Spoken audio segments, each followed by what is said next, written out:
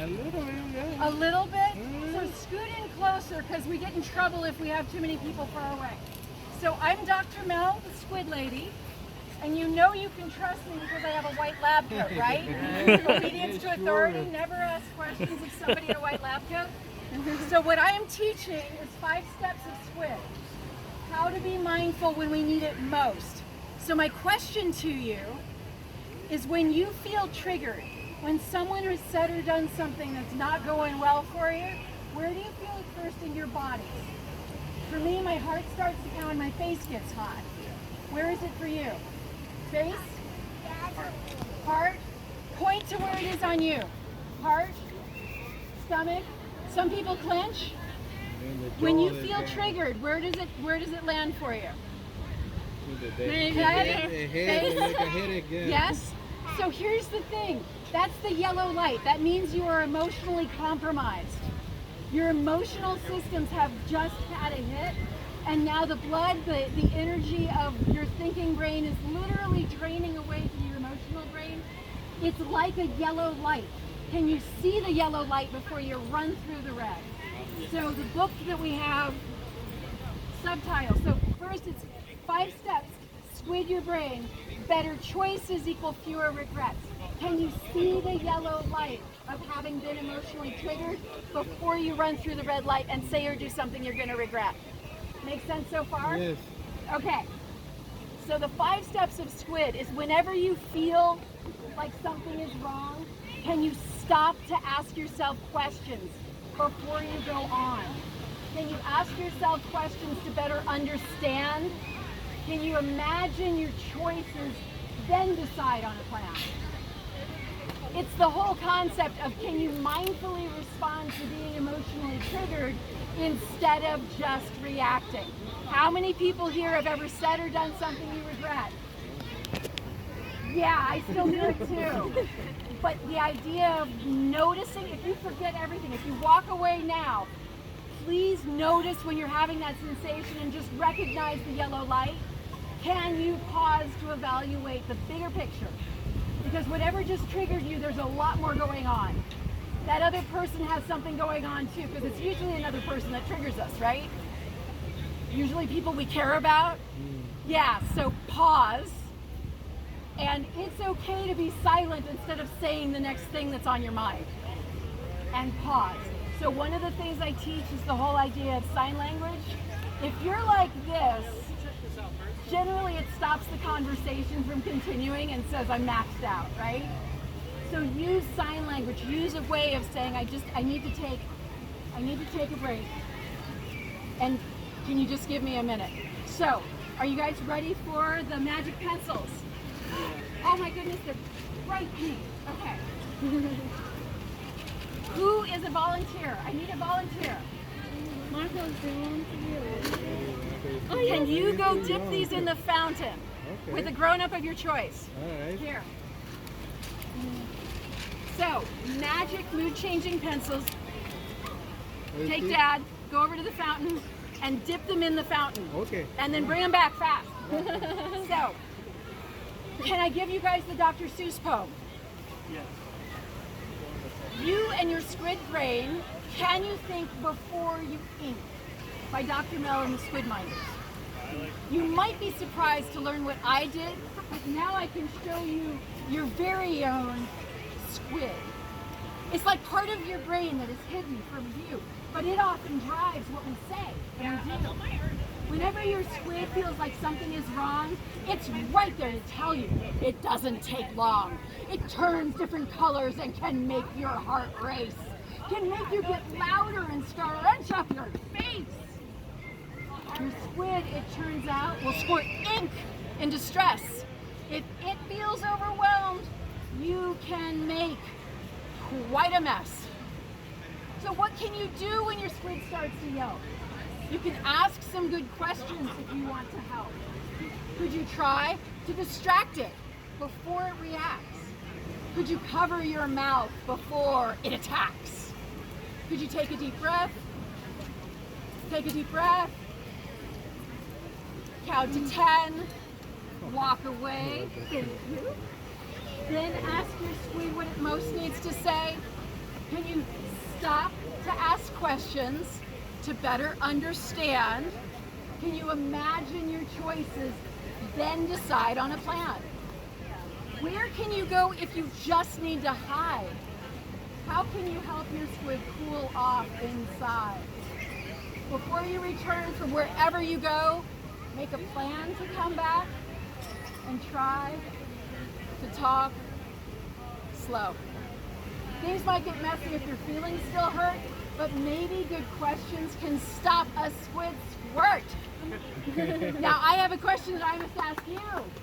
If there's a squid in your brain, do I have one too? Ta-da! So that's the introduction to SQUID. We've got this whole idea of everybody who went to school and has not gotten psychology, neuroscience, and philosophy. We need it before we're in graduate school. Yeah. I was learning it in graduate school going, we need it when we're kids. We need to understand what's going on between our ears before we hit middle school because it keeps getting harder. Do you guys want more? I've got magic pencils. Magic pencils. Okay, are you ready for the magic pencils trick? Anybody want a magic pencil? Yeah. Okay, trick number 1. Come closer. Come closer. Everybody scoot in. We're supposed to stay out of the walkway. So is it a real pencil or a rubber pencil? Rubber? Who else thinks it's a rubber pencil? Yep. Does it look like a rubber pencil? Yes. Yes. Okay. So, check it. Is it a rubber pencil? It's a real pencil. So here's the magic of the pencil is this is an illusion. You know it's a real pencil. Does it still look like it's rubber? Yes. Do you think you could do this? All I'm doing is holding it and bouncing it. So there's one for you. Here you guys go. I got one for everyone. Here's the next magic. So whenever I see that someone's upset, I've always got my pencils with me because emotions, if I see someone who's distressed, I'm like, I need to be able to say or do something, especially if I see somebody who's a parent and a kid, and you guys are starting to get like that, grocery stores where everything's been designed for people to say I want, and other people to say no you can't, and that just gets into conflict. So if it's appropriate, I come bouncing over and I say, hi, could you use a quick distraction? Here, it's a magic pencil. See if you can change the color of the pencil. Dun, dun, dun. Dun, dun, dun. All right.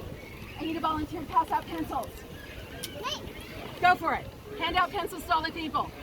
So the question is, can you change the color of the pencil? Before you guys go, if you think this is worthwhile, I'm van life and I'm going up and down the coast and $5 helps me pay for a gallon of gas. So if that's possible, I've got Venmo, I've got cash. I'd be so grateful. Anybody who thinks we should be teaching neuroscience to kids, please help me get up and down the coast so I can teach this more. Heading to San Francisco this week, hopefully. So the magic pencil trick, can you change the color of the pencil? If I give it to someone and I say that, they play with it and now they're focused on something besides the emotional distress. So the question is, can you manipulate the object to change the color of the pencil? Now, it's hot outside, right? Can you go dip these in this water? See what happens when you dip them there. You guys want some? Dip. Dip, dip, dip. Can you dip these in the water? Is it okay if we dip? Yeah, when I'm teaching this in San Diego, dip those in the water and bring them back to me, okay? They're right over there. I realize the water's closer. They'll be bringing them back soon. Did everybody get a pencil? Nice. Can you see what's happening with Marcos, can you bring them back? There you go. Try making them darker purple. Thank you. Can you see how much it changed? It turned into purple. Oh, You didn't put water down, you put that and make it all the way purple. So if you put them in the refrigerator, you can actually get the color to go all the way to purple and then pull it out when you need to remember. It works great for kids with test anxiety. older kids, it's like, just focus on the object. It's a cognitive puzzle. It's saying, pay attention to this thing, manipulate the object to see if you can change the color. It de-escalates, thank you so much. It de-escalates the emotional drama by bringing your attention to something else. So you guys already know this. Distraction, #1 technique in first aid. Thank you so much. Are you enjoying playing with it? You want to see how to do the rubber trick? So put your thumb underneath and very lightly hold it and bounce your thumb up and down. If it looks like it's rubber to you, it looks like it's rubber to everybody else. So hold it in front of you like this. And so you hold it softly. And thumb underneath is what I found works best. So, you need that. So, and it's just a fun way to distract yourself. It looks like rubber, right? Bye. Thank you. So that is the work we are doing. It's squid minders, and yes, if you can help with gas, we would be thrilled. Thank you so much. You're Dr. Mel? I am Dr. Mel. It's on the website. I'll check it out. Oh, wonderful. Thank you. You have officially met the squid lady. Thank you. And that's what I do. Thank you.